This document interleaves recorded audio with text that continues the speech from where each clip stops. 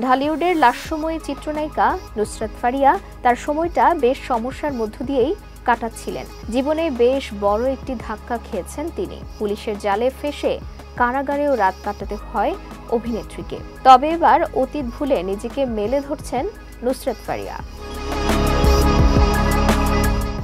সম্প্রতি সামাজিক যোগাযোগ মাধ্যমে শেয়ার করা 24 সেকেন্ডের একটি রিলস ভিডিওর মাধ্যমে তিনি চমকে দিলেন সবাইকে।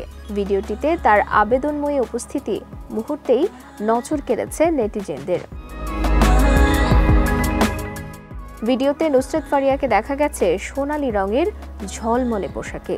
কার্লি চুল, গভীর চোখের চাহনি, হাতে থাকা গোলাপ যেন তার সৌন্দর্যকে আরও কয়েক গুণ বাড়িয়ে তুলেছে। রিলসটি প্রকাশের পরপরই সামাজিক যোগাযোগ মাধ্যমে দ্রুত ছড়িয়ে পড়ে আর মন্তব্যের ঘর ভরে ওঠে প্রশংসায়। ভক্তরা মুগ্ধ তার রূপ, স্টাইল আর এক্সপ্রেশনে। গত 18 মে হযরত শাহজালাল আন্তর্জাতিক বিমানবন্দর থেকে বাংলাদেশ বিমানের একটি ফ্লাইটে থাইল্যান্ড যাওয়ার সময় অভিনেত্রী নুসরাত ফারিয়া গ্রেফতার হন।